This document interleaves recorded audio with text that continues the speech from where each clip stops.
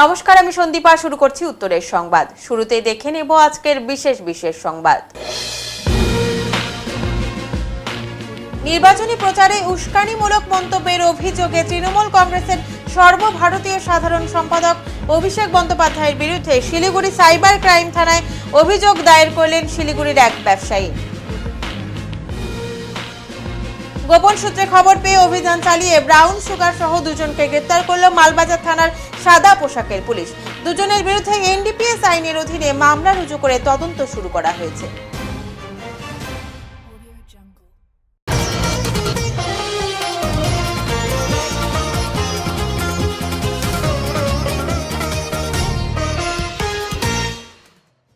অভিষেক বন্দ্যোপাধ্যায়ের বিরুদ্ধে Siliguri cyber crime থানায় অভিযোগ। উস্কানিমূলক মন্তব্যের অভিযোগে সরব হলেন ব্যবসায়ী সঞ্জয় সিংহল। এবার তৃণমূল কংগ্রেসের সর্বভারতীয় সাধারণ সম্পাদক ও ডায়মন্ড হারবারের সাংসদ অভিষেক বন্দ্যোপাধ্যায়ের বিরুদ্ধে শিলিগুড়ি সাইবার ক্রাইম থানায় অভিযোগ দায়ের করা হলো। শিলিগুড়ি পুরসভার 7 নম্বর ওয়ার্ডের বাসিন্দা তথা শহরের এক প্রতিষ্ঠিত ব্যবসায়ী সঞ্জয় সিংহল এই অভিযোগ দায়ের করেন। অভিযোগে দাবি করা হয়েছে, বিধানসভা নির্বাচনের প্রচার পর্বে অভিষেক বন্দ্যোপাধ্যায় একাধিক উস্কানিমূলক মন্তব্য করেছিলেন। অভিযোগকারীর দাবি, 4টি নির্দিষ্ট বক্তব্যের উল্লেখ করে তিনি থানায় লিখিত অভিযোগ জমা দিয়েছেন। এর মধ্যে কেন্দ্রীয় স্বরাষ্ট্রমন্ত্রী অমিত শাহকে উদ্দেশ্য করে করা একটি বিতর্কিত মন্তব্যও রয়েছে বলে জানা গিয়েছে। সঞ্জয় সিংহলের অভিযোগ, ওই ধরনের বক্তব্য জনমনে বিভ্রান্তি ও উত্তেজনা সৃষ্টি করতে পারে। সেই কারণেই বিষয়টি খতিয়ে দেখে প্রয়োজনীয় আইনি পদক্ষেপ গ্রহণের দাবি জানানো হয়েছে। দেখেন, শাস্তি তো মহামহিম আদালত তয় করবে। আমি চাই শাসকের আইনের বনস্পত আইনের শাসন হোক। এই বক্তৃতাগুলা যেভাবে করা হয়েছে, প্রশাসন ওনার এগেনস্টে এটাকে এফআইআর নথিভুক্ত করুক, তারপরে মহামহিম আদালতের কাছে ওনাকে পেশ করা হোক। মহামহিম আদালত যেটা উচিত ভাববে ওই শাস্তি দেওয়া হোক। কিন্তু যদি এখানে শাস্তি না দেওয়া হয়, এটা এফআইআর কনভার্ট না হয়, যেটা পরপর লোকজন বলে আইন সবার জন্য বরাবর না, ওইটা আর একবার পরিষ্কৃত হয়ে যাবে, ওইটা আর একবার স্টেবলাইজ হয়ে যাবে। তো এই এস্টাবলিশমেন্টকে ভাঙেন। আইন সবার জন্য বরাবর, আর আইন যদি সবার জন্য বরাবর, ওনার এই বক্তব্য কোনো রকমে স্বীকার্য না। আইনমূলক শাস্তি নেওয়া হোক। আমি কোনো শাস্তি নির্ধারিত করতে পারবো না, অথবা করার আমার কোনো চেষ্টাও নেই। আমি ভারতে একজন জিম্মেদার নাগরিক।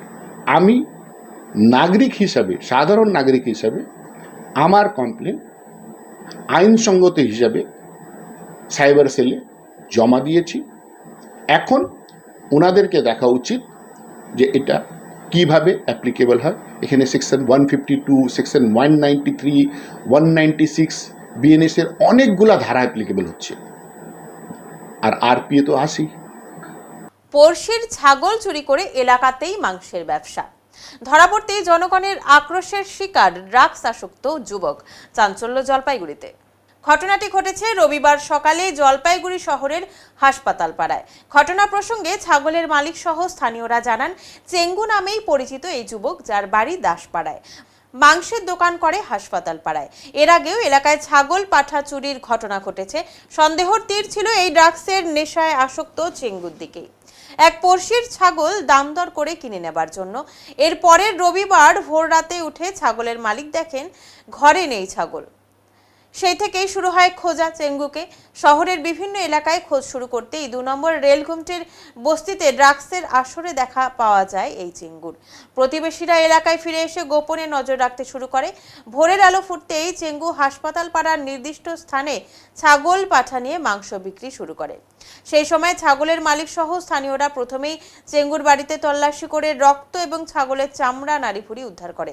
এরপরেই জনতার রোষের শিকার হতে হয় নেশায় আসক্ত যুবককে। পরবর্তীতে স্থানীয়রা বারবার পুলিশকে ফোন করে ঘটনা জানানোর চেষ্টা করলেও ফোন ধরে না পুলিশ বলে জানান ছাগলের মালিক জনৈক মহিলা। এই নিয়ে এলাকায় চাপা উত্তেজনা ছড়িয়ে পড়ে রবিবার সকালে। আমাদের বাড়িতে শনিবার শুক্রবার দিন ও ছাগলটা দেখে আসছে, খাসি পাঠা দুটা ছিল, তো দেখে আসছে। দেখে আসার পরে ও কী করছে, বলে কি দিদি আমি শনিবার দিন বিকেলে নিয়ে যাব। তো আমি বলছি ঠিক আছে তুই নিয়ে যাস। ওকে শনিবার দিন তো বিকেলে যাই নাই, আমি ওকে ফোনও করছিলাম।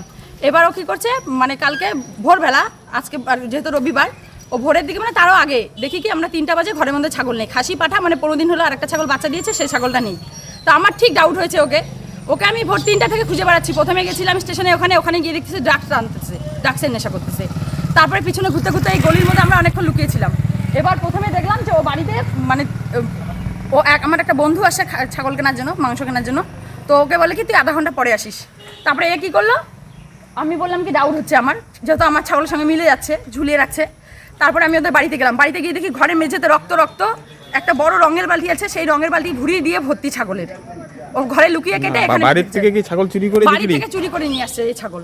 এখন বলছে আমার ভুল হয়ে গেছে, আমাকে ক্ষমা করে দাও, এরকম বলছে। আর কাটা অবস্থাও তো দেখা গেল।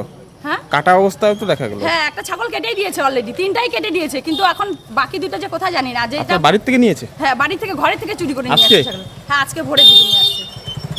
বাড়িতে গেলাম, বাড়িতে ওর মা কিছু বলে না, মা বলে আমরা অনেক ওকে বুঝিয়েছি। বাড়ি কোথায় ওর বাড়ি তো দাসপাড়ায় বাড়ি, ওর নাম চেঙ্গু। চিঙ্গু? হ্যাঁ, ভালো নাম কি আমি জানি না। নেশা করে? হ্যাঁ, নেশা করে ছেলেটা, ড্রাগসের নেশা করে। আজকে ওপেন দেখলাম স্টেশনে, ওখানে বস্তির ভেতরে ড্রাগসের নেশা করতেছে। ওকে ফলো করছি তো। কোন জায়গার ঘটনা এটা, কোন পাড়া? আমাদের বাড়ি হচ্ছে উত্তর সুকান্তনগর কলোনি, আর ঘটনাটা ঘটেছে হচ্ছে যে চুরি করেছে তার বাড়ি দাসপাড়ায়, আর যেখানে ও মাংস কাটে আর কি দোকান আছে ওকে সেখানে, সেটা হচ্ছে তোমার এই যে কি বলে এটা, হসপিটাল পাড়ার পেছনে, ব্রিজটার সামনে। ওকে মাংস বিক্রি করে এমনি? হ্যাঁ, ও মাংস বিক্রি করে, কিন্তু ও যে কিনে মানে ব্যবসা করবে সেরকম ওর অকাত নেই। ও চুরি করে তারপরে বিক্রি করে। আমাদের ওদিক থেকে মাঝে মধ্যেই ছাগল চুরি হচ্ছে, মাঝে মধ্যেই ছেলে ছাগল, ফাটা ছাগল চুরি হচ্ছে। এবং কি শুরু করেছে এখন, মেয়ে ছাগলগুলোকেও তুলিয়ে এনে কেটে দিচ্ছে, চুরি করে এনে নেশা করছে, জলবিদ্যুৎ করছে। ওর ব্যবসা হলো ছাগল চুরি করে ছাগল চুরি করে এনে বিক্রি করা। এখন আগে 2বার করেছে, তো লোকজন ক্ষমা করে দিয়েছে, যেহেতু পারিশ্রমিক ছিল না। কিন্তু এরপর যদি ক্ষমা করে দেওয়া হয় তাহলে তো বেড়েই যাবে। তো আমরা যাচ্ছি, ওর একটা যথাযথ ব্যবস্থা করা। পুলিশকে বলছেন? পুলিশকে অনেকবার ফোন করা হয়েছে, কিন্তু পুলিশ ফোন তুলছে না। আমি 4-5 বারের উপরে ফোন করেছি, পুলিশ ফোন তুলছে না। আপনার ছেলের নামে বারবার চোরের একটা হচ্ছে, কি বলবেন আপনার ছেলের নামে? এই যে ছেলের নামেই তো হচ্ছে, তো আমরা তো ছেলেকে এই জন্য ওকে আলাদা করে দিছি, ওকে 3-4 বার হুমের দিছি, থানাতে রাখছি, কোনো মতনই ঠিক হয় না। এই জন্য আমরা ওকে আলাদা করে দিচ্ছি। আমার মেয়ে, আমার বর, আমরা খাই, ওরা 2 স্বামী স্ত্রী আলাদা খায়। পাড়াপড়শিকে তোমরা জিজ্ঞাসা করতে পারো। আজকে 3-3টা ছাগল নিয়ে বিক্রি করে? আমরা তো জানি না, আমরা তো আলাদা ঘুমাই, আমরা তো 10টার মধ্যে খাই দিয়ে ঘুমাই পড়ছি।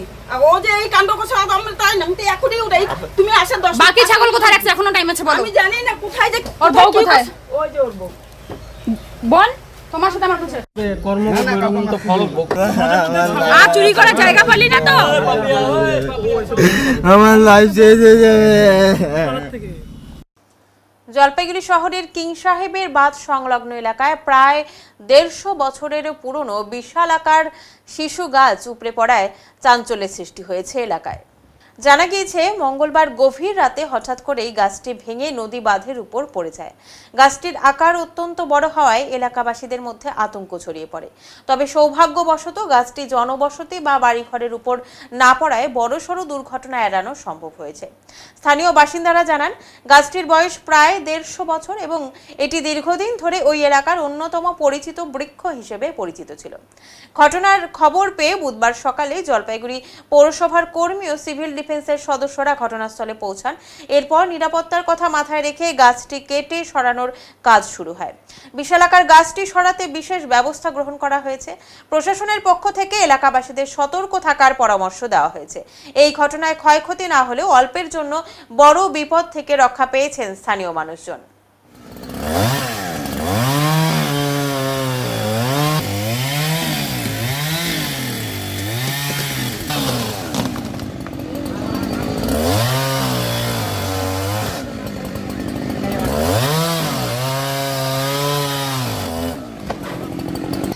কালকে রাত্রে 2টার সময় আমি তখন বাড়িতে বসেছিলাম, মানে 2টার দিকে রাত্রেবেলা হয়তো ভাত খাচ্ছিলাম আমি, তখন একটা বিবট একটা বড় শব্দ হয়েছে।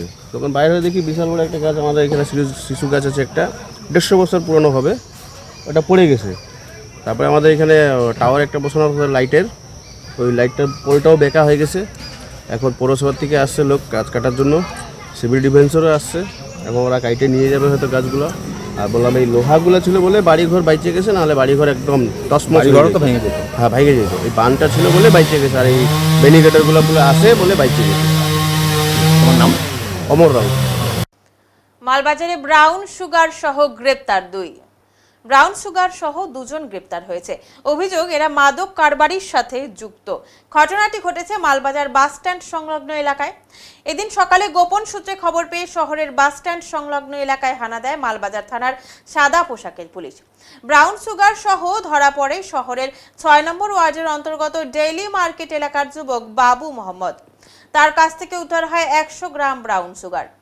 তাকে জেরা করতেই আরও এক মাদক কারবারির সাথে যুক্ত যুবকের নাম উঠে আসে। শহরের 7 নম্বর ওয়ার্ডের পানোয়ার বস্তি এলাকার বাসিন্দা যুবক রাজা বাসফোরকে গ্রেপ্তার করা হয়। ম্যাজিস্ট্রেটের উপস্থিতিতে ব্রাউন সুগার সহ 2 যুবককে গ্রেপ্তার করে মালবাজার থানার পুলিশ থানায় নিয়ে আসে।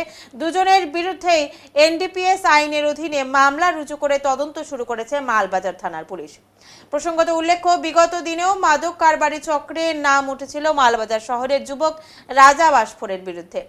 মালবাজার শহর সহ পার্শ্ববর্তী বিভিন্ন এলাকাতেই সক্রিয় হয়ে উঠেছে মাদক কারবারিরা। বিভিন্ন সময়ে পুলিশের তরফে পদক্ষেপ করা হয়েছে। এদিন সকালে মালবাজার থানার সাদা পোশাকের পুলিশ কেন্দ্রীয় বাহিনীর জওয়ানদের সাথে নিয়ে বাস স্ট্যান্ড চত্বরে হানা দিলে মাদক কারবারির সাথে যুক্ত বাবু মোহাম্মদকে হাতে নাতে ধরে ফেলে। মালবাজার থানার পুলিশ সূত্রে জানা গেছে, এলাকাকে নেশামুক্ত করে তুলতে তৎপর মালবাজার থানার পুলিশ। যদিও এদিনের ঘটনা প্রসঙ্গে ধৃত যুবক রাজা বাসফোর জানান, আমাকে চক্রান্ত করে ফাঁসানো হয়েছে। মাদক কারবারির সাথে আমি কোনোভাবেই যুক্ত নই। যদিও বিভিন্ন সূত্র মারফত জানা গেছে, বিগত দিনেও মাদক কারবারির সাথে যুক্ত ছিল এই যুবক। এলাকায় নেশার সামগ্রী সরবরাহ করার সাথে যুক্ত থাকার কথাও উঠে এসেছে। মালদা থেকে কি কি বিক্রি করতে এসেছিলে? বিক্রি করতে আসি। তাহলে পুলিশ তোমাকে আটক করলো কেন? আমি মাল নিয়ে আসি। কি মাল? Brown sugar. কাকে দিতে আসছে? আমি নিজে বিক্রি করি। নিজে বিক্রি করো? নিজে বানাও না তো, সেটা কোথায় পেলে? বানাই না। কোথায় পেলে? পেলে কোথায়? মালদা থেকে নিয়ে আসছি। মালদা থেকে এখানে কাকে দিতে এসেছিলে? কাউকে দিতে আসিনি, আমরা পুড়িয়ে বানাই বিক্রি করি। মালদা থেকে মালবাজারে বিক্রি করো? মালবাজারেই বাড়ি আমার। তোমার বাড়ি মালবাজারেই? কোথায় বাড়ি? ডেইলি মার্কেটে। আচ্ছা, কি নাম তোমার? আমার নাম হচ্ছে বাবু। কতদিন ধরে এই ব্যবসায় রয়েছো? 4-5 মাস হয়েছে, বেশি দিন হয়নি। পুলিশকে তো তুমি এখানকার একজনের নাম বলেছো, রাজা বাসপুর বলে একজনের নাম, যে এখানে দিতে এসেছিলে রাজা বাসপুরকে। না না, আমি কাউকে দিতে আসিনি। পুলিশের কাছে ভিডিও আছে যে আপনি নিয়েছিলাম। পুলিশের কাছে ভিডিও আছে তুমি রাজা বাসপুরকে দিতে এসেছিলে বলেছো। দিতে আসিনি আমি কাউকে। ভিডিও দেখেন আছে, রাজা বাসপুরকে অনলাইনে টাকা পাঠাও এই কথা বলেছো তুমি। হ্যাঁ, আর তার টাকা আমি ওর থেকে বিয়াজে নিই। আচ্ছা, রাকেশ নামে একটা ছেলে আছে। আচ্ছা, কোথাকার? আর ডোম প্রকাশ। ডোম প্রকাশ মালবাজার। হ্যাঁ। রাকেশ কোথাকার? রাকেশ ইসের চালসার। রাকেশ কি ওর পুরো নাম? রাকেশ কি ওটা আমি জানি না। তোমার সাথে এই কাজে যুক্ত, তুমি নাম জানো না? এখন আজকে টাইটেল কি সেটা তো আমি জানি না। তুমি কতটা মাল নিয়ে এসেছিলে? 100 গ্রাম। 100 গ্রাম। কত টাকা দিয়ে কিনেছিলে ওখানে? এটা কয় টাকায় এটা? তুমি কত টাকায় কিনেছিলে? 80-90 হাজার টাকা। আর বিক্রি কত টাকায় হতো? এটা বিক্রি হয়তো তোমার ওই 1500-1600 টাকা গ্রাম। মানে 1.5 লাখ টাকা। হ্যাঁ। পুলিশ কিভাবে ধরলো তোমাকে? আমাকে গাড়ি থেকে এখান থেকে কোথায়, কোন জায়গায়? বাস স্ট্যান্ডে? হ্যাঁ। ও বলতেছে আমি এর সাথে নাই, আমি বাড়ি থেকে আমাকে উঠানো নিয়ে আসা হচ্ছে। এটা বারবার ওকে বলা হচ্ছে, প্রেশার দিয়ে আমার নাম বলানো হচ্ছে আমার পলিটিক্যাল কেরিয়ার শেষ করার জন্য। কোনো ষড়যন্ত্র রচা যাচ্ছে। ও বারবার বলতেছে যে অপরাধী ওই বলতেছে, আমি এর সাথে আসি নেই। হ্যাঁ, ওর থেকে আমি টাকা নিয়েছিলাম ধারে। সেটা আমরা একটা ফান্ড চালাই। টাকা কিসের জন্য নিয়েছো তুমি? হ্যাঁ, কিসের জন্য টাকা নিয়েছো? টাকা আমি ধার নিয়েছিলাম, আমার জরুরত ছিল, এই জন্য আমি টাকা ধার নিয়েছিলাম। কত টাকা? হ্যাঁ, কত টাকা? তোমার কমসে কম 20-30 হাজার টাকা। 20-30 হাজার? 20 না 30? কত টাকা নিয়েছিল? 20,000 না 30,000? 20,000 টাকা। অদম্য ইচ্ছাশক্তি থাকলে প্রতিকূলতাও হার মানে, তারই এক বাস্তব উদাহরণ সামনে এলো রবিবারের WBCS প্রিলিমিনারি পরীক্ষায়। জলপাইগুড়ির ফণীন্দ্রদেব ইনস্টিটিউশন পরীক্ষা কেন্দ্রে নজর কাড়লেন এক শিশুর মা চুমকি। ডুয়ার্সের বাতাবাড়ি থেকে প্রায় 60 কিলোমিটার পথ অতিক্রম করে 4 মাসের কোলের শিশুকে সঙ্গে নিয়েই পরীক্ষায় অংশ নিতে আসেন তিনি। জীবনের দায়িত্ব ও স্বপ্ন দুটিকেই সমানভাবে সামলে এগিয়ে যাওয়ার এই লড়াই অনেককেই অনুপ্রাণিত করেছে। পরীক্ষা চলাকালীন শিশুটির দেখভালের দায়িত্ব নেন চুমকির মা নীরা কুণ্ডু। রোদের মধ্যে শিশুকে নিয়ে অপেক্ষা করতে দেখে কর্তব্যরত পুলিশ কর্মীরা মানবিক উদ্যোগ নিয়ে পরীক্ষা কেন্দ্রের বিপরীতে থাকা প্রেস ক্লাবে তাদের বসার ব্যবস্থা করে দেন। নীরা কুণ্ডু জানান, নানা প্রতিকূলতার মধ্যেও তার মেয়ে পরীক্ষার প্রস্তুতি নিয়েছে এবং শেষ পর্যন্ত পরীক্ষা দিতে এসেছে। তার কথায় সাফল্য কবে আসবে জানা নেই, কিন্তু এই জেদই একদিন ওকে লক্ষ্য পূরণে পৌঁছে দেবে। পরীক্ষা শেষে চুমকি বলেন, নিজের পায়ে দাঁড়ানোর স্বপ্নই তাকে এই লড়াই চালিয়ে যেতে শক্তি জুগিয়েছে। নানা বাধা সত্ত্বেও তিনি হার মানেননি এবং ভবিষ্যতেও পড়াশোনা চালিয়ে যাওয়ার দৃঢ় সংকল্প নিয়েছেন। 40 দিনের বাচ্চা নিয়ে পরীক্ষা দিতে এসেছিল জলপাইগুড়ি। কিভাবে এটা প্রিপারেশন নিলে আর এটা কিভাবে পরিকল্পনাটা করেছে? প্রিপারেশন আমার মা আমাকে সাহায্য করেছে। প্রেগন্যান্সি টাইমে আমি তো কোনো কাজ করতে পারিনি, মানে অত ভালো পড়াশোনা করতে পারিনি, মানে মোটামুটি পড়াশোনা করেছি। প্রশ্নপত্র অত হার্ড আসেনি, যদি আরেকটু মানে পরিশ্রম করা যেত তাহলে ক্র্যাক করতে পারতাম। 40 দিনের বাচ্চা নিয়ে তুমি বাতাবাড়ি থেকে এখানে এসছো, হ্যাঁ, এটা একটা মানে অবিশ্বাস্য বলে মনে হচ্ছে। লড়তে তো হবে, জীবনটা যেহেতু আছে, সংঘর্ষ করতে হবে না। স্বামী প্রাইভেট কোম্পানিতে কাজ করে, বেতন খুব অল্প। কি করে আসলে পরীক্ষা দিতে? স্টেট বা সরকারি। বাচ্চা নিয়ে সমস্যা হলো না, মা সাপোর্ট করছে আমাকে। মা শাশুড়ি মা? না, আমার মা। কোথায় ছিল এতক্ষণ বাচ্চাকে নিয়ে কোলে নিয়ে? ওই যে উনি তো বলতে পারবেন আমাকে দিয়ে, জলপাইগুড়ি প্লেস ক্লাবে। কি নাম যেন বললো? চুমকি কুণ্ডু। কোথায় বাড়ি? বাতাবাড়ি। কি বলে সাংবাদিকদের ক্লাব, প্রেস ক্লাবে ক্লাব। আসলেন কিভাবে? এসছি আমি স্টেট বাস। মেয়েকে নিয়ে? হ্যাঁ, মেয়েকে নিয়ে। মেয়ে কোথায় আসছিল? মেয়ে আমার বাড়িতেই থাকে, বা মানে বাচ্চা হয়েছে এখানেই, আমার এখানেই বাচ্চা হয়েছে। আমার এখানে মেয়ে এখানে কোথায় আসছিল? পরীক্ষা দিতে এসছে। কি পরীক্ষা ছিল মেয়ের? WBCS। আপনার নাম? আমার নাম হীরা কুণ্ডু। জলপাইগুড়ি আইন মহাবিদ্যালয়ের দীর্ঘদিন ধরেই পর্যাপ্ত জমির অভাব একটি বড় সমস্যার আকার ধারণ করেছে। এই বিষয়টি জলপাইগুড়ি লোকসভার সাংসদ জয়ন্ত কুমার রায়ের কাছে কলেজের প্রতিনিধিরা তুলে ধরলেন। কলেজ কর্তৃপক্ষের দাবি, প্রয়োজনীয় পরিমাণ জমি না থাকায় পঠন পাঠন থেকে শুরু করে ছাত্রছাত্রীদের বিভিন্ন শিক্ষামূলক কার্যক্রম পরিচালনায় অসুবিধার সম্মুখীন হতে হচ্ছে। শুধু শিক্ষার্থীরাই নয়, নানা পরিকাঠামোগত সীমাবদ্ধতার কারণে সমস্যায় পড়তে হচ্ছে শিক্ষকদেরও। জলপাইগুড়ি লোকসভার সাংসদ জয়ন্ত কুমার রায়ের কাছে এই বিষয়টি তুলে ধরেন কলেজের প্রতিনিধিরা। তাদের বক্তব্য, কলেজের সুষ্ঠু সম্প্রসারণ ও আধুনিক পরিকাঠামো গড়ে তুলতে প্রায় 4 একর জমির প্রয়োজন। সেই পরিমাণ জমি পাওয়া গেলে আইন শিক্ষার মান আরও উন্নত করা সম্ভব হবে এবং ছাত্রছাত্রীরাও অধিক সুযোগ সুবিধা পাবে। বিষয়টি গুরুত্ব সহকারে বিবেচনার আশ্বাস দিয়েছেন সাংসদ জয়ন্ত কুমার রায়। তার আশ্বাসে কলেজ কর্তৃপক্ষ ও পড়ুয়াদের মধ্যে নতুন করে আশার সঞ্চার হয়েছে। সাংসদকে আমরা একটু ফেলিসিটেট করতে চেয়েছিলাম, আর উনি আমাদের এমপি। আমি ডেকেছিলাম যে 2-1টা বিষয় নিয়ে একটু আলোচনা করি। তো যেটা আমাদের সবথেকে বড় প্রবলেম হচ্ছে ইনফ্রাস্ট্রাকচারাল প্রবলেম, যে আমার DCI নর্মস অনুযায়ী 4 একর জমি আমার খুব দরকার, সেখানে আছে মাত্র 9.5 কাঠা। স্টুডেন্টদের ক্যান্টিনের ব্যবস্থা নেই, সাইকেল স্ট্যান্ড আপনারা দেখতে পাচ্ছেন, সাইকেল বা বিভিন্ন আপনি গাড়ি নিয়ে আসতে পারবেন না, গাড়ি ঘোরাতে পারবেন না, সেমিনার হল নেই, জিমনাসিয়াম নেই, বিভিন্ন ফেসিলিটিস কিন্তু নেই, ইভেন ওয়াশরুমও কিন্তু অনেক কম। তো যেখানে কিন্তু একাডেমিক্যালি আমরা সাউন্ড, আমাদের LLB জেনারেল পড়ানো হয়, LLB অনার্স পড়ানো হয়, মাস্টার ডিগ্রি পড়ানো হয়, ইভেন PhD করাচ্ছে টিচাররা। তো সেখান থেকে দাঁড়িয়ে যদি আমাদের এই ল্যান্ডটার যদি একটা ব্যবস্থা না, আমি ওনাকে বলেছি যে আমাদের একটা ল্যান্ডের ব্যবস্থা করি। পূর্বতন সরকারের কাছেও আমরা বলেছি, কিন্তু আমরা আলটিমেটলি পাইনি। তো আমি এবার খুব আশাবাদী যে উনিও কথা দিলেন, আপনাদের সামনে দেখতেই পেলেন যে উনিও বললেন যে না ঠিক আছে, আমরা এটা চেষ্টা করব, প্রিন্সিপাল যাতে ফলো আপ করে। আমরা অবশ্যই চাইছি এবং খুবই মনে প্রাণে চাইছি যে আমাদের একটা জমি দরকার, যে জায়গাতে আমরা একটু ভালোভাবে কাজটা করতে পারবো, ছাত্ররা যাতে সমস্ত ফ্যাসিলিটিসগুলো পায়। এবং আমি খুব আশাবাদী এই সরকারের কাছে, এবং আমি বারবার করে জয়ন্তরা আমাদের এমপিকে বলেছি, এবং উনি আমাদেরকে যেভাবে সর্বান্তকরণ সাহায্যের জন্য চেষ্টা করবেন বলেছেন, এটা আমার কাছে সত্যি খুব ভালো লাগলো। এবং আগামী দিনে আমি ভেবেছি, আমার নাম professor doctor Abhijit Bhattacharya, principal Jalpaiguri. Jalpaiguri law কলেজে মাননীয় অভিজিৎ ভট্টাচার্য মহাশয়, উনি প্রিন্সিপাল, উনার আহ্বানে এবং অন্যান্য টিচার যারা ফ্যাকাল্টি যারা আছেন তারা আমাকে ডেকেছেন। একটু ইনাদের ইনফ্রাস্ট্রাকচার নিয়ে কিছু প্রবলেম আছে। প্রবলেম মানে যে জমিটার উপর এখানে এই কলেজটা আছে সেটা মাত্র 9 কাঠার উপর, যদিও ক্রাইটেরিয়া অনুযায়ী মানে 4 একর অর্থাৎ 12 বিঘার উপর হওয়ার কথা, তো এরকম অবস্থায় ওনাদের বিল্ডিং ইনফ্রাস্ট্রাকচার এগুলো প্রায় নেই বললেই চলে। তাছাড়া জমিটা নিয়েও কিছু প্রবলেম আছে। তো উনি চাইছিলেন যে এটাকে অন্য যে কোনো জায়গায় শিফট করে, যেখানে একটু বড় মানে যে ক্রাইটেরিয়া ফিল আপ করবে, যেমন 12 বিঘা জমির মধ্যে যদি করা যায় সেরকম উনি চাইছিলেন। এবং সেখানে ওনার যে এক্সিস্টিং যে ইনফ্রাস্ট্রাকচার যেহেতু সেটা অ্যাপ্রোপ্রিয়েট না, যে অনুযায়ী থাকার ক্রাইটেরিয়া অনুযায়ী হওয়ার কথা সেরকম না, সেহেতু উনি বলেছেন, উনি রিকোয়েস্ট করেছেন যে এটাকে অন্য জায়গায় শিফট করা এবং সেখানে ভালো মতো যাতে ইনফ্রাস্ট্রাকচার তৈরি করতে পারে সেটা।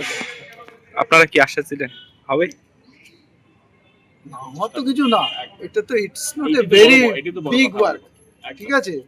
এটা খুব বিরাট ইচ্ছা, সদিচ্ছার এবং আমি মনে করছি যে আমাদের গভর্নমেন্টে, ভারতীয় জনতা পার্টির গভর্নমেন্ট, তারা কাজটা করবে এবং আশা করছি। শুধু ওনাদের কাছ থেকে একটা জিনিস আমি ওনাদেরকে বলেছি, আপনাকে ফলো আপ করতে হবে, কারণ আমি বিভিন্ন রকম কাজের মধ্যে থাকি, কখন কোথায় থাকি আমি নিজেও জানি না, হয়তো এই মাসেই বিদেশে যাব, আজ তো এরকমই আছে, কথা আছে। যাই হোক, ওনাদেরকে আশা করি ওনাদের কাজটা হয়ে যাবে। জলপাইগুড়ি শহরের কৃতি কন্যা মধুরা কর আন্তর্জাতিক মঞ্চে অসাধারণ সাফল্য অর্জন করে জেলা তথা দেশের নাম উজ্জ্বল করেছেন। সম্প্রতি চীনে অনুষ্ঠিত এশিয়ান পাওয়ার লিফটিং চ্যাম্পিয়নশিপ 2026-এ ভারতের প্রতিনিধিত্ব করে তিনি সামগ্রিকভাবে রৌপ্য পদক জিতে দ্বিতীয় স্থান অধিকার করেন। দ্বাদশ শ্রেণীর এই মেধাবী ছাত্রী প্রতিযোগিতার বিভিন্ন বিভাগেও নজরকাড়া পারফরম্যান্স দেখিয়েছেন। তিনি ডেডলিফটে স্বর্ণ পদক, স্কোয়াটে রৌপ্য পদক এবং বেঞ্চ প্রেসে ব্রোঞ্জ পদক অর্জন করেন। তার এই সাফল্যে পরিবার, প্রশিক্ষক এবং স্থানীয় মানুষজনের মধ্যে ব্যাপক উচ্ছ্বাস লক্ষ্য করা গেছে। উল্লেখ্য, মধুরা এর আগেও একাধিক গুরুত্বপূর্ণ সাফল্য অর্জন করেছেন। 2024 সালে রাজস্থানে অনুষ্ঠিত ন্যাশনাল পাওয়ার লিফটিং চ্যাম্পিয়নশিপে তিনি চ্যাম্পিয়ন হন। পরের বছর 2025 সালে মহারাষ্ট্রে অনুষ্ঠিত একই প্রতিযোগিতাতে শিরোপা জিতে নিজের ধারাবাহিকতা বজায় রাখেন। এছাড়া চলতি বছর ফরিদাবাদে অনুষ্ঠিত বেঞ্চ প্রেস ন্যাশনাল চ্যাম্পিয়নশিপেও তিনি চ্যাম্পিয়ন হয়ে নিজের দক্ষতার আরেকবার প্রমাণ দিয়েছেন। অল্প বয়সেই মধুরার এই ধারাবাহিক সাফল্য তাকে ভবিষ্যতে আন্তর্জাতিক ক্রীড়া ক্ষেত্রে আরও বড় উচ্চতায় পৌঁছে দেবে বলেই মনে করছেন ক্রীড়া মহল।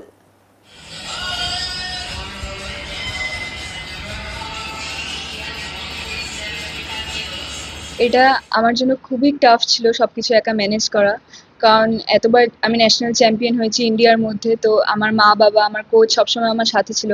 তো এবার ফার্স্ট টাইম আমি অ্যাব্রড গেছিলাম, তো আবার কম্পিটিশনের জন্য, তাই এই জিনিসটা আমার কাছে খুবই চ্যালেঞ্জিং একটা ব্যাপার ছিল। সবকিছু একা একা ম্যানেজ করা, তার আগে ওয়েইং করা, বডি ওয়েট দেওয়া, তারপরে নিজে কম্পিটিশন করা, ক্যালকুলেশন সব একা করা, তো এই সব কিছু খুবই টাফ ছিল আমার জন্য। সেখানে কোন কোন দেশ ছিল?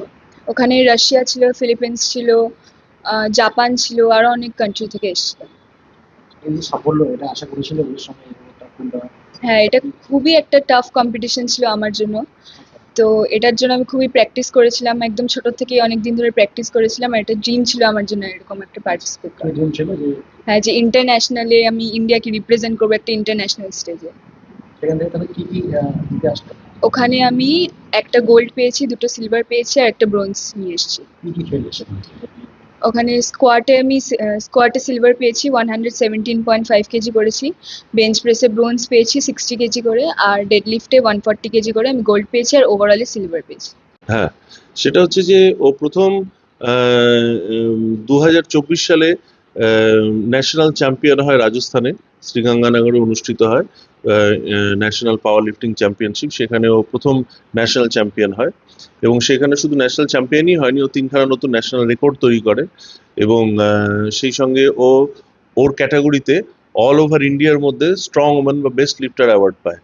2025 সালে মহারাষ্ট্রে যখন ন্যাশনাল পাওয়ার লিফটিং চ্যাম্পিয়নশিপে আবারও ন্যাশনাল চ্যাম্পিয়ন হয় এবং আবারও 3খানা নতুন রেকর্ড তৈরি করে, যে আগের বছরে তৈরি করা রেকর্ড অন্য কোনো স্টেটের সারা ভারতবর্ষের কেউ ভাঙতে পারেনি। ও নিজের রেকর্ড নিজেই ভেঙে আবারও নতুন 3টে রেকর্ড করে এবং সেই সঙ্গে আবারও ভারতে মানে অল ওভার ইন্ডিয়ার মধ্যে বেস্ট লিফটার অ্যাওয়ার্ড পায়। এবং তারপরে এবছরই 2026-এ বেঞ্চ প্রেসের যে ন্যাশনাল চ্যাম্পিয়নশিপ হয় ফরিদাবাদে, সেখানেও ন্যাশনাল চ্যাম্পিয়ন হয়েছে।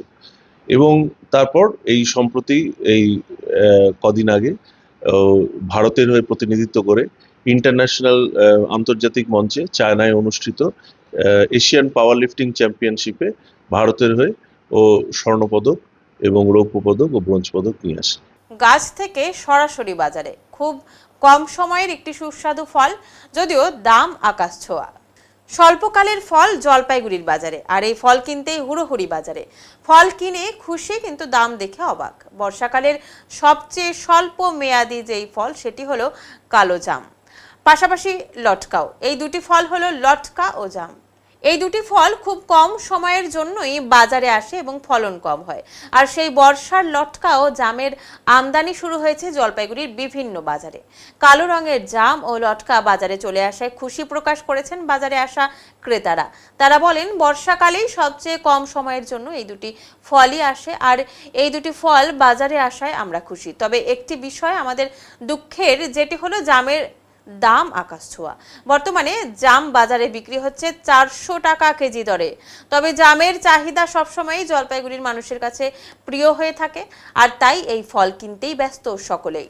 বললাম দাদা, গরম পড়তেই জাম আর এই যে আপনার লটকা খুব অল্প মেয়াদি ফল, কিন্তু সুস্বাদু। কি বলবেন এটা নিয়ে?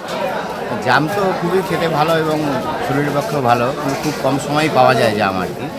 আজকে দেখলাম বাজারে বেশ বড় বড় জাম আছে, কিন্তু দাম যা, তাতে নেওয়াটাও একটু চাপের হয় আর কি। তবুও মানে সিজনাল ফল হিসেবে খেতে হয় আর কি, খুবই কম। আর লটকা তো এখন মানে খুবই কম পাওয়া যায়, এবং পেলেও সেরকম হয় না, কাঁচা থাকে, পাকা থাকে, তবুও আসছে, খেতে হচ্ছে। জাম কত নিলেন দাদা? জাম 250, 100 টাকা করে। 400 টাকা কেজি? 400 টাকা কেজি। ওরা বলছে যে আরও দাম বেশি ছিল, এখন নাকি কমে 400 টাকা কেজি হয়েছে। তো ওই সিজনাল ফ্রুট হিসাবে একটু খেতে হবে আর কি। হ্যাঁ, তাই নেওয়া। ধন্যবাদ। জাম কোথার থেকে এনেছেন এখন এত দাম? লোকাল চ্যাংড়া লোকাল। কত করে কেজি বিক্রি হচ্ছে? হ্যাঁ, 300 টাকা কিলো। এটা দ্বারা স্টিল দ্বারা বিক্রি হচ্ছে। কতদিন পাওয়া যাবে তা বলা মুশকিল। আমি যে কদিন পাবো সেই কদিন পাওয়া যাবে। মানে প্রথম তো ফল এটা, বর্ষা। হ্যাঁ, বিক্রি হচ্ছে তো। এখন নিচ্ছি ছোট্ট একটি বিরতি, ফিরে আসছি একটু পরে, সঙ্গে থাকুন। সব সময় সব দিকের সব খবর পেতে সাবস্ক্রাইব করুন, বেল আইকনটি প্রেস করে আপডেট থাকুন।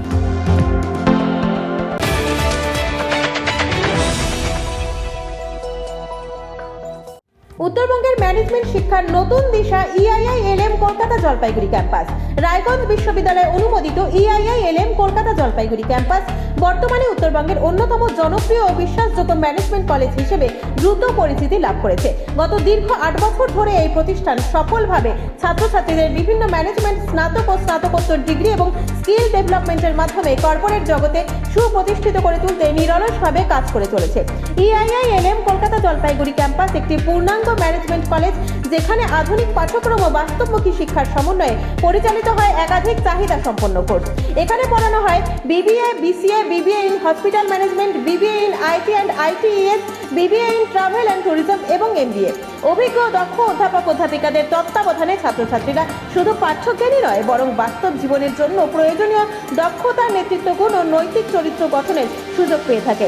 ছাত্রছাত্রীদের ভবিষ্যৎ ক্যারিয়ার গঠনে EIILM কলকাতা জলপাইগুড়ি ক্যাম্পাস সবসময় অগ্রাধিকার দেয় প্লেসমেন্ট ও ইন্ডাস্ট্রি এক্সপোজারকে।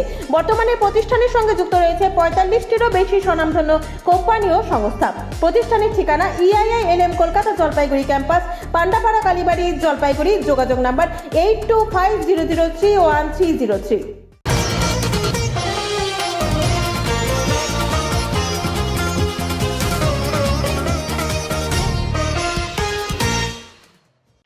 রক্ত দিন, জীবন বাঁচান। আজ বিশ্ব রক্তদাতা দিবস উপলক্ষে জলপাইগুড়িতে একটি স্বেচ্ছায় রক্তদান শিবির অনুষ্ঠিত হলো। আয়োজক ককরোচ জনতা পার্টি জেন জি মঞ্চ। জলপাইগুড়ি সদর হাসপাতাল ব্লাড ব্যাংকে স্বেচ্ছায় রক্তদান শিবির। রক্তদান মানবতার এক অনন্য সেবা। আপনার সামান্য রক্তদান কারো জীবনে বয়ে আনতে পারে নতুন আশার আলো। সকল শুভ বুদ্ধি সম্পন্ন মানুষ, স্বেচ্ছাসেবী ও রক্তদাতাদের রক্তদান করার আবেদন জানান ককরোচ জনতা পার্টির সদস্যরা। এই আবেদনে সাড়া দিয়ে এই শিবিরের অসংখ্য রক্তদাতা রক্ত দিয়ে যায়। এদিন রক্তদাতা ককরোচ সদস্য সুজয় সহ বলেন, রক্ত কিনতে পাওয়া যায় না, কৃত্রিমভাবেও তৈরি করা যায় না। মুমূর্ষ রোগীদের বাঁচাতে নিয়মিত রক্তদান প্রয়োজন। তাই সমাজের শুভ বুদ্ধি সম্পন্ন মানুষদের এগিয়ে আসা উচিত। অপর রক্তদাতা ককরোচ সদস্য গণেশ ঘোষ বলেন, পুরাণ ও মহাকাব্যে পড়েছি সত্যযুগে ঋষিরা আশীর্বাদ বরদানের নিজেদের প্রাণ বিসর্জন দিয়ে অন্যের জীবন রক্ষা করতে পারতেন, প্রাণ প্রতিষ্ঠা করতেন। কলিযুগে সেই ঋষিরা না থাকলেও মানুষের কাছে আছে রক্ত, যা দানের মাধ্যমে একজন মানুষের জীবন বাঁচানো সম্ভব। তাই রক্তদানই মানবতার অন্যতম শ্রেষ্ঠ সেবা। রক্তদান করুন, জীবন বাঁচান। আমাদের কংগ্রেস জনতা পার্টির সভা উপলক্ষে আজকে আমাদের একজোট হওয়া, আজকে রক্ত দিবস। আমরা সবাই রক্তদান করতে এখানে এসেছি। আর এটাই উদ্দেশ্য আমাদের রক্ত দিবসের জন্য। আজকে আমাদের এখানে অনেক 20 জনের মতন এখানে রক্ত দেবে। আমরা এভাবে মানুষের আরো পাশে থাকতে চাই। একজনের কেন এই উদ্দেশ্য আপনাদের রক্তদান আজকে রক্তদাতা দিবস, এর জন্য আমরা রক্ত দিতে চাচ্ছি বা আমাদের রক্ত দিচ্ছে। এই ব্লাড ব্যাংকের সামনে আপনারা এই ব্যানার বা ফেস্টুন কেন? ব্লাড ব্যাংকের সামনে রক্তদান উপলক্ষে ককরোচ সদস্যরা এসেছে তো রক্তদান করতে। কেন এই মানুষের পাশে দাঁড়ানোর জন্য? আপনারা জানেন জলপাইগুড়িতে রক্তের সংকট, প্রচন্ড রোদের গ্রীষ্মের সময় রক্তের সংকট দেখা যায়। তো সেগুলোকে যারা আছে জেনজি মঞ্চ, যারা জেনজি, তাদেরকে উৎসাহ করা, উদ্দীপনা করা যে মানুষের সেবায় যাতে যতটা পারে মানুষ জেনজিরা তাদের সঙ্গে সহযোগিতা থাকে।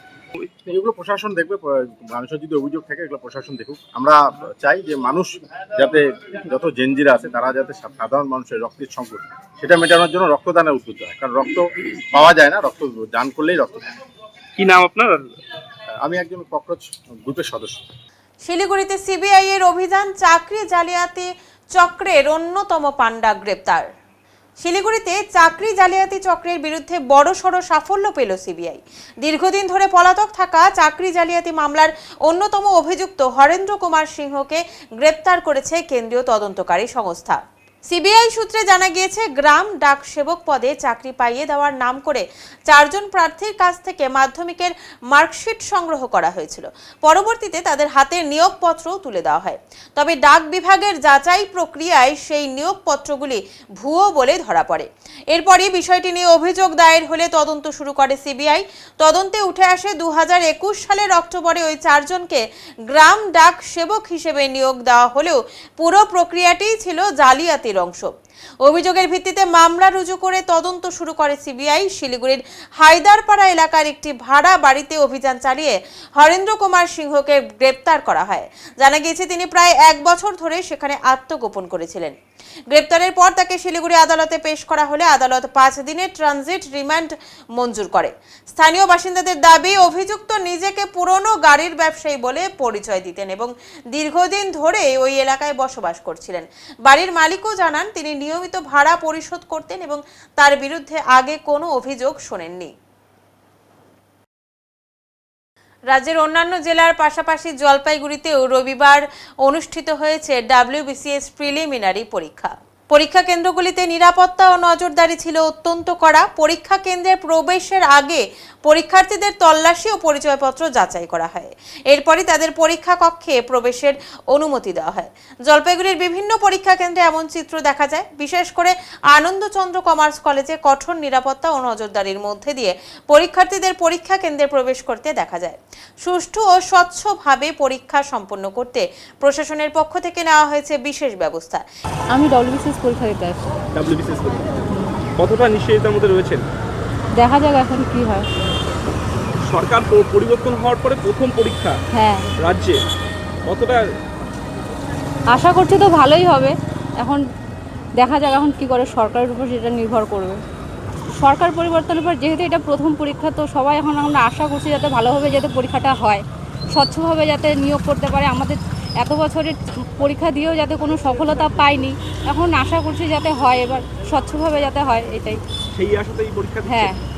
কি নাম বললেন আপনার? সুস্মিতা জয়ধর। শিলিগুড়ি রেগুলেটেড মার্কেটের পরিষেবা এবং পরিকাঠামো খতিয়ে দেখতে সেখানে পরিদর্শনে যান শিলিগুড়ির বিধায়ক তথা রাজ্যের মন্ত্রী শঙ্কর ঘোষ। তার সঙ্গে ছিলেন সংশ্লিষ্ট দপ্তরের আধিকারিকেরা।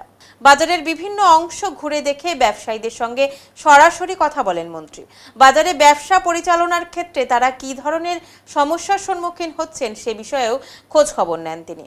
ব্যবসায়ীরা বাজারের বিভিন্ন সুবিধা অসুবিধার কথা তুলে ধরলে সেগুলি দ্রুত সমাধানের আশ্বাস দেন শঙ্কর ঘোষ। মন্ত্রী জানান, রেগুলেটেড মার্কেটের সার্বিক উন্নয়ন এবং ব্যবসায়ীদের স্বার্থে প্রয়োজনীয় পদক্ষেপ গ্রহণ করা হবে। বাজারের পরিকাঠামো আরও উন্নত করতে সংশ্লিষ্ট দপ্তরের সঙ্গে আলোচনা করে দ্রুত ব্যবস্থা নেওয়ার কথাও তিনি বলেন।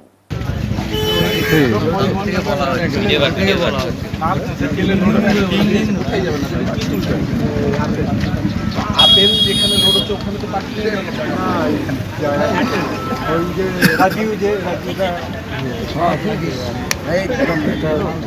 आपको कौन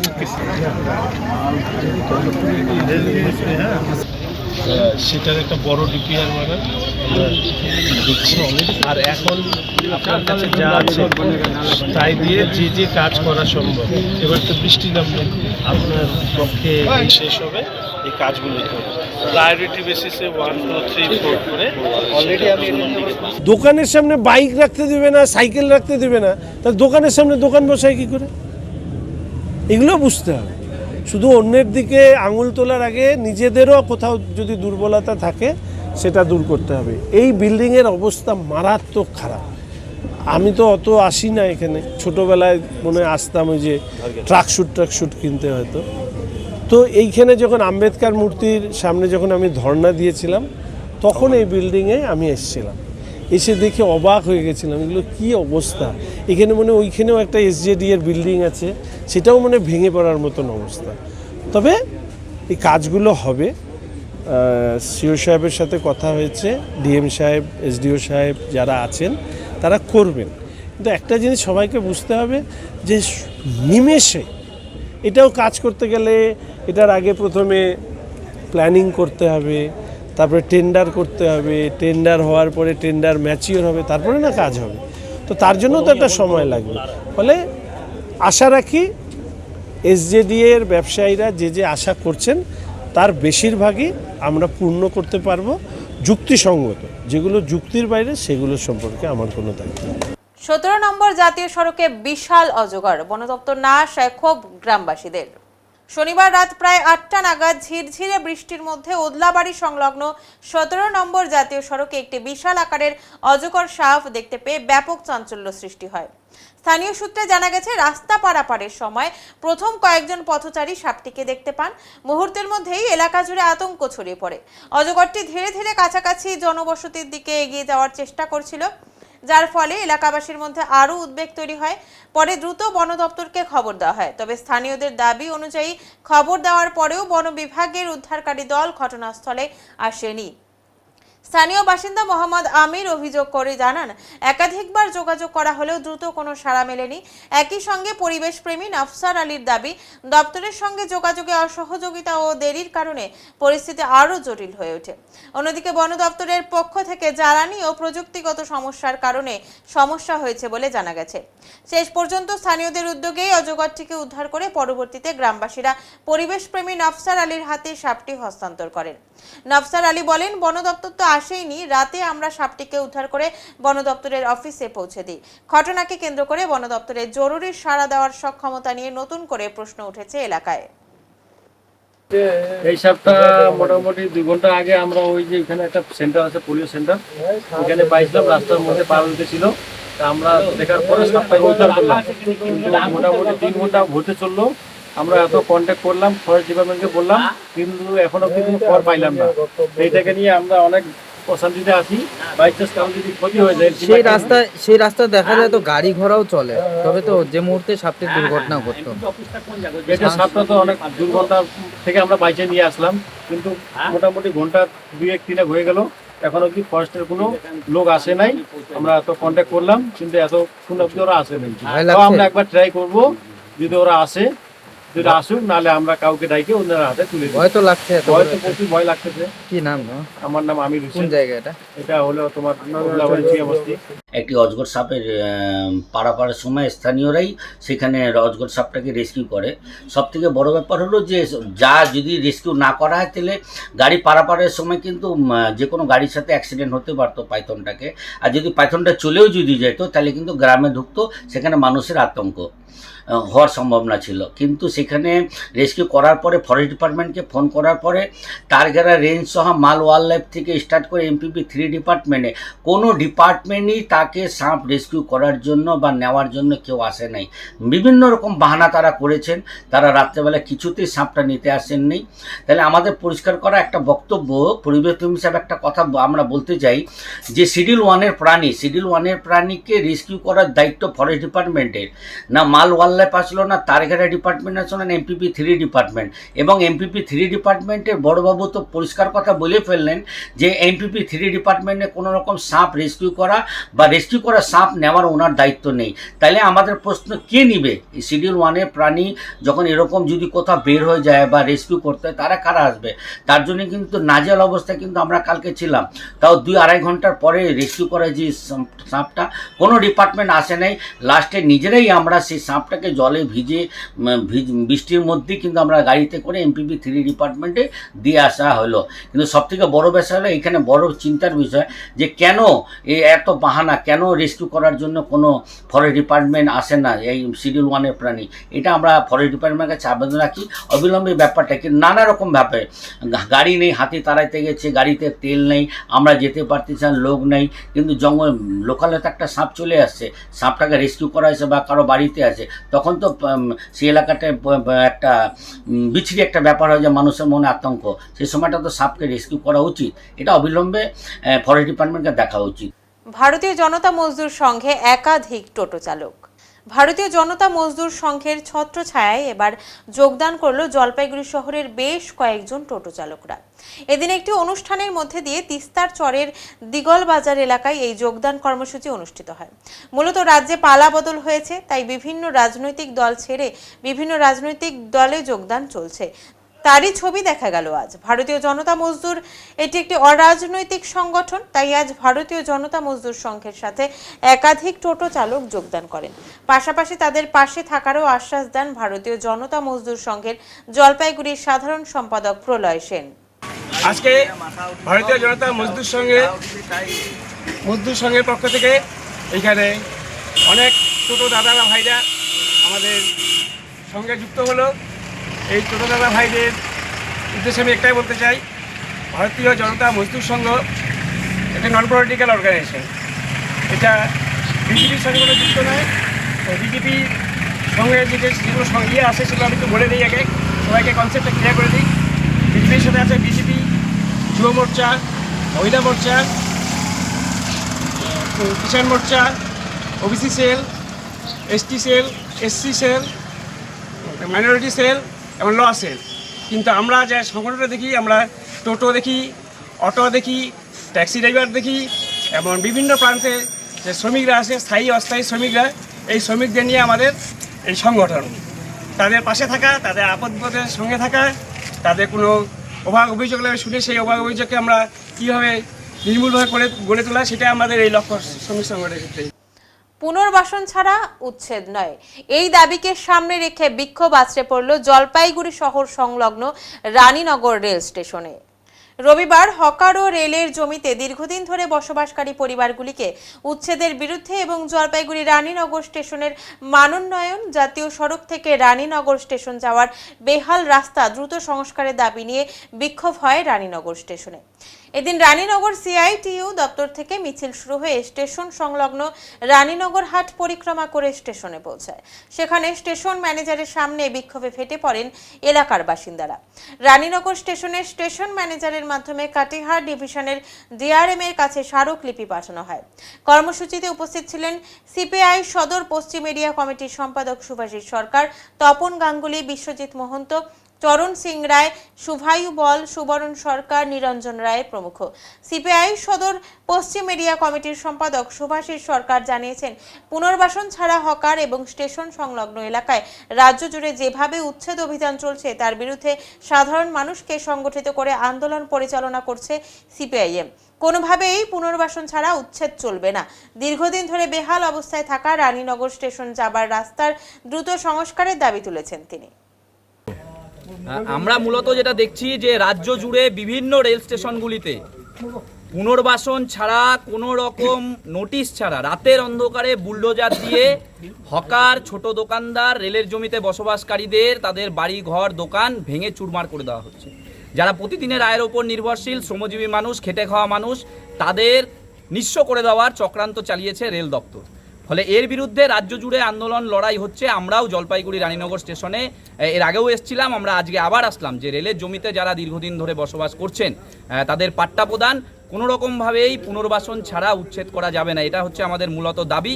এবং 2 নম্বর যেটা, যে এই রানীনগর স্টেশন থেকে আমাদের জাতীয় সড়কে যাবার যে রাস্তা প্রায় 40 বছর যাবৎ একদম ভাঙা অবস্থায় রয়েছে, বোল্ডার বেরিয়ে গেছে, গর্ত বেরিয়ে গেছে, বড় বড় পুকুর তৈরি হয়েছে।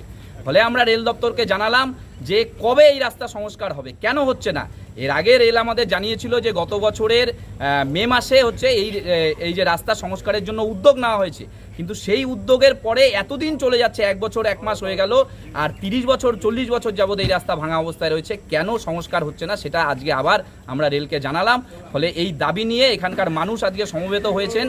দুটো মূলত দাবি, এক হচ্ছে রাস্তা সংস্কার, আর 2 নম্বর হচ্ছে কোনো মতেই পুনর্বাসন ছাড়া উচ্ছেদ করা যাবে না। এই দুটো দাবি আমরা রেলকে স্টেশন ম্যানেজারের মাধ্যমে কাটিয়ার ডিভিশনের ডিআরএমকে আজকে আবার আমরা জানালাম। আমরা কয়েকদিন অপেক্ষা করব তারা কি উত্তর দেয়, তারপরে যদি কিছু না হয় তারপরে আবার আমরা লড়াইয়ে নামবো। সুভাষিস সরকার, সিপিআইএম সদর পশ্চিম এরিয়া কমিটির সম্পাদক। এখন নিচ্ছি ছোট্ট একটি বিরতি, ফিরে আসছি একটু পরে, সঙ্গে থাকুন। সব সময় সব দিকের সব খবর পেতে সাবস্ক্রাইব করুন, বেল আইকনটি প্রেস করে আপডেট থাকুন।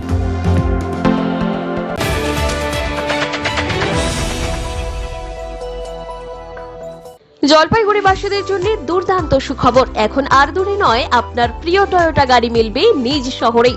টপসেল টয়োটাতে পেয়ে যান নতুন model Glanza, Hyryder, Rumion, Innova Crysta, Fortuner, Hilux সহ নানান গাড়ির সম্ভার। সঙ্গে থাকছে জেনুইন স্পেয়ার পার্টস, অভিজ্ঞ টেকনিশিয়ানের মাধ্যমে নির্ভরযোগ্য সার্ভিস, রয়েছে পুরনো গাড়ি এক্সচেঞ্জের আকর্ষণীয় সুবিধা। তাহলে দেরি কেন, আজই চলে আসুন টপসেল টয়োটা, আসাম মোড়, চার্চের ঠিক বিপরীতে, জলপাইগুড়ি। বিস্তারিত জানতে স্ক্রিনে দেওয়া নম্বরে যোগাযোগ করুন।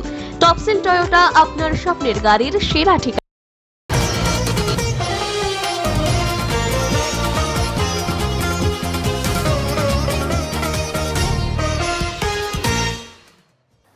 জলপাইগুড়ি 24 নম্বর ওয়ার্ডে অবস্থিত পুরাতন police line people's welfare organisation, Muktangan নাট্যগোষ্ঠী এবং উইংস আর্টিস্ট গ্রুপের সম্মিলিত প্রয়াসে রবিবার বিশ্ব রক্তদাতা দিবস উপলক্ষে একটি রক্তদান শিবিরের আয়োজন করা হয়।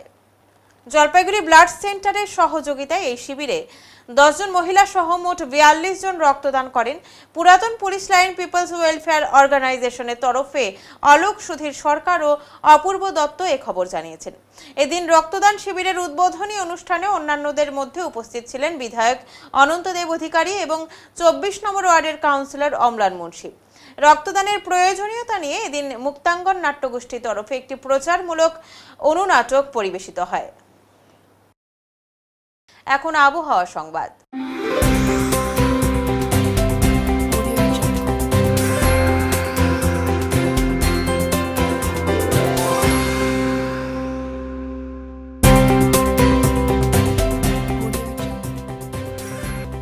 কেন্দ্রীয় আবহাওয়া দপ্তরের জলপাইগুড়ি কেন্দ্র থেকে পাওয়া তথ্য অনুযায়ী রবিবার দিনের সর্বোচ্চ তাপমাত্রা ছিল 34 ডিগ্রি সেলসিয়াস ও সর্বনিম্ন তাপমাত্রা ছিল 24.6 ডিগ্রি সেলসিয়াস।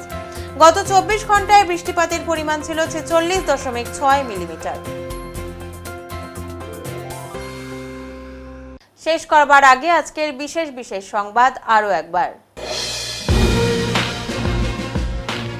নির্বাচনী প্রচারে উস্কানিমূলক মন্তব্যের অভিযোগে তৃণমূল কংগ্রেসের সর্বভারতীয় সাধারণ সম্পাদক অভিষেক বন্দ্যোপাধ্যায়ের বিরুদ্ধে শিলিগুড়ি সাইবার ক্রাইম থানায় অভিযোগ দায়ের করলেন শিলিগুড়ির এক ব্যবসায়ী। গোপন সূত্রে খবর পেয়ে অভিযান চালিয়ে ব্রাউন সুগার সহ 2 জনকে গ্রেফতার করল মালবাজার থানার সাদা পোশাকের পুলিশ। 2 জনের বিরুদ্ধে এনডিপিএস আইনের অধীনে মামলা রুজু করে তদন্ত শুরু করা হয়েছে। উত্তরের মন পরিবেশিত উত্তরের সংবাদ এখনকার মতো এ পর্যন্তই। নমস্কার।